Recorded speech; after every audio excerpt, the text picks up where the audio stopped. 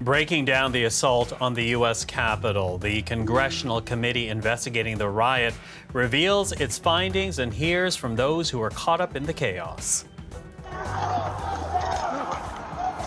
I can just remember my breath catching in my throat.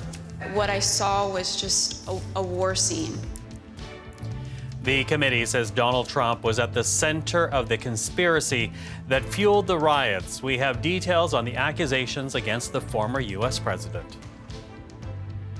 Removed from command, the commander of HMCS Halifax is temporarily relieved of his duties following reports of several on-board incidents during a NATO mission.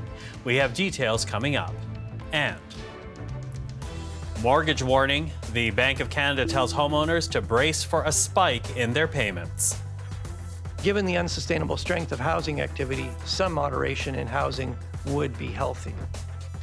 We will look at the looming rate hikes and how it might affect your monthly finances.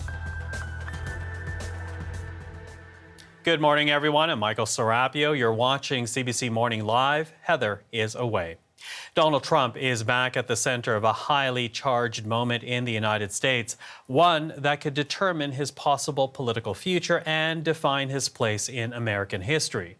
Already, Trump is the only president to be impeached twice, but now he is facing a new unprecedented accusation leveled by the Congressional Committee looking into the January 6th attack on the U.S. Capitol.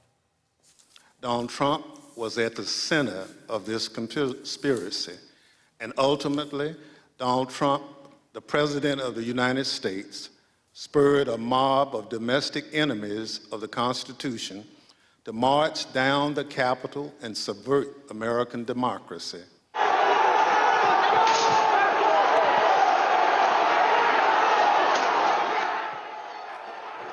You're now looking at some of the video from the attack that the committee is using to make its case. Much of it never seen before. The dramatic centerpiece of a televised public hearing that aired last night in prime time. A presentation highlighted by testimony that has never been heard before from Trump's family and one of his closest advisors. All of it taking direct aim now at what's being known as the big lie, Trump's false claim that the presidential election that put Joe Biden in the White House was stolen from him. For more, let's go to Washington right now and reach out to the CBC's Magda Gabasalasa. Magda, good morning to you. Let's talk about the Congressional Committee. They certainly are framing last night's made-for-TV hearing as a dramatic opening argument in the indictment of the former U.S. president. What are some of the highlights? What stood out for you as they were building their case against Donald Trump? Well, Michael, it was clear that the committee was trying to take us right back to that day, the violence of that day, by showing footage that we have not seen before. So there was a video from a documentarian who was following the right-wing extremist group Proud Boys. The video shows them marching to the Capitol, appears to show them starting the attack as well. We also got a preview of what's coming up in other hearings, evidence dealing with former President Trump's actions prior to that day and on that day, including how he allegedly reacted to the chants calling for Vice President Mike Pence to be hanged. So take a listen to Vice Chair of the committee, Liz Cheney.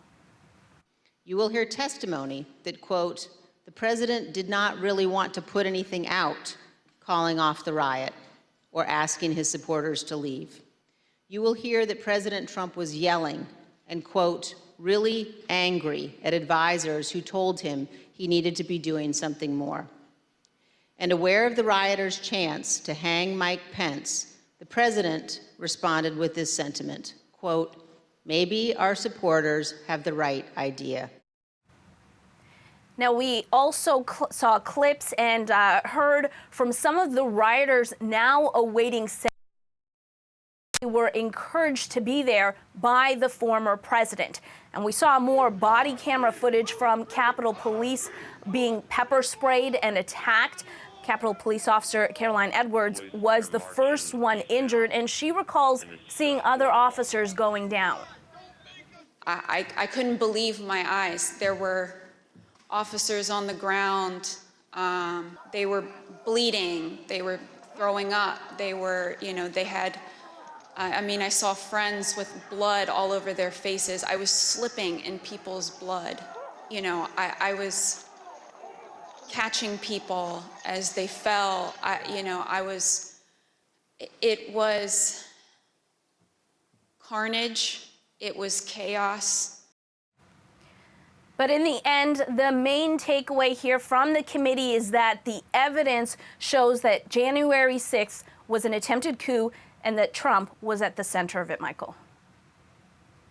One of the more dramatic things as well was the highlighted testimony given by people closest to Trump in the White House. We're talking about family, top advisors who spoke with Trump frequently and saw what he was doing firsthand. Talk to us about that, in particular what the committee is trying to show here. Well, the committee is trying to show that when it comes to January 6th, that all of this comes down to the election and essentially President Trump's refusal to accept that he lost. So here's a clip from William Barr's deposition. He was the Attorney General at the time. And following that up, we have Trump's daughter, Ivanka, reacting as well. Take a listen. I made it clear I did not agree with the idea of saying the election was stolen and putting out this stuff, which I told the president was bullshit. And, I didn't want to be a part of it. It affected my perspective. I respect Attorney General Barr. So I accepted what he was saying.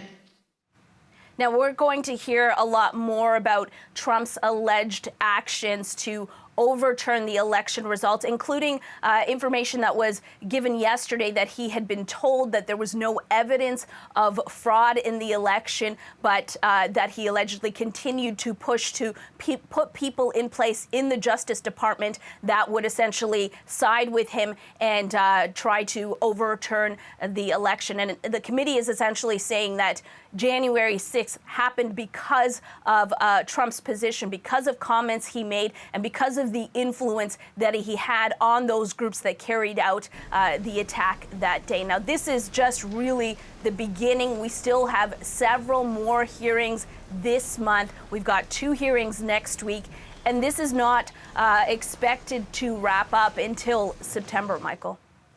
Magda, thank you for that. We'll speak again. The CBC's Magda Gabastalasa in Washington.